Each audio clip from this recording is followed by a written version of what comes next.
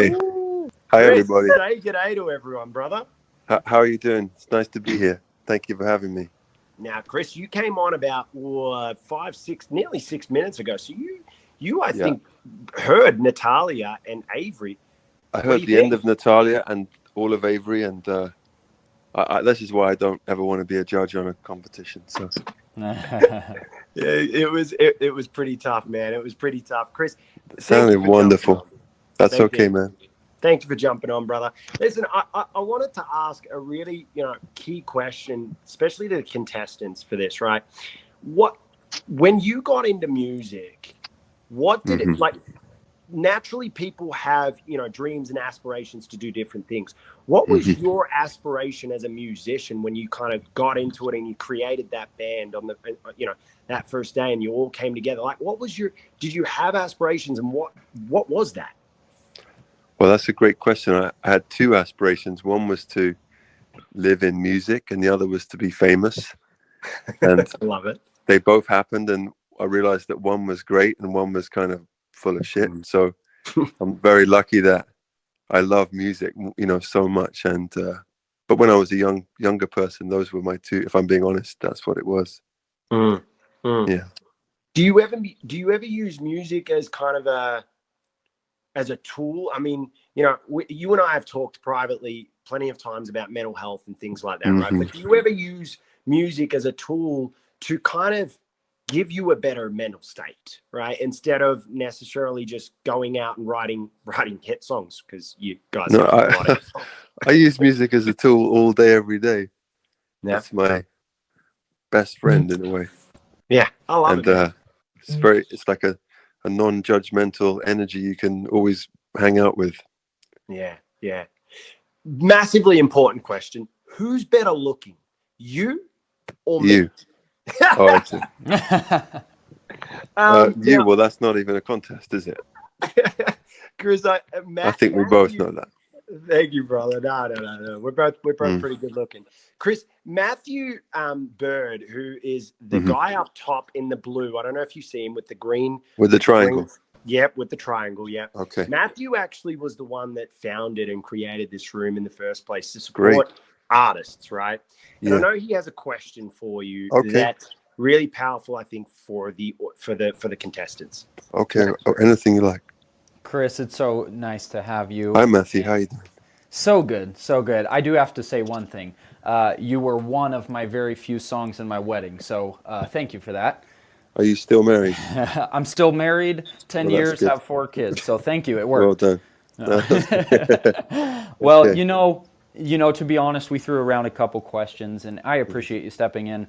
One thing that I would like to just ask is, where you are now, right? Many of the artists coming in this room, they're in stage 1. Like they are ground level. Where you are now, what is it that inspires you now to continue with music? Like what's your vision with where you're still going?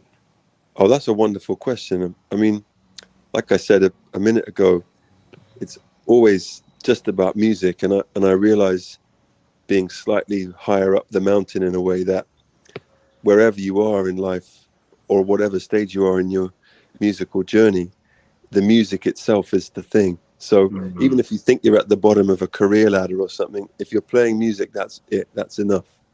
And if you're playing it to yourself, or you're playing it to 3 people in a bar, or 3 people in a hotel, or 100,000 people in a festival, it's still the same wonder, I think. I mean, of course, I have like lots of dreams of doing this song and that song, and how can we make this, and how can we make people have a good time here and there. But I think I would still get the same pleasure. Not maybe different, but I would get the same kick out of it as long as I was able to do it, no matter where or for who. Wow, what an amazing answer. And I think that's what makes it a true art for you, right? Is you have the passion. You have the passion no matter what level it is.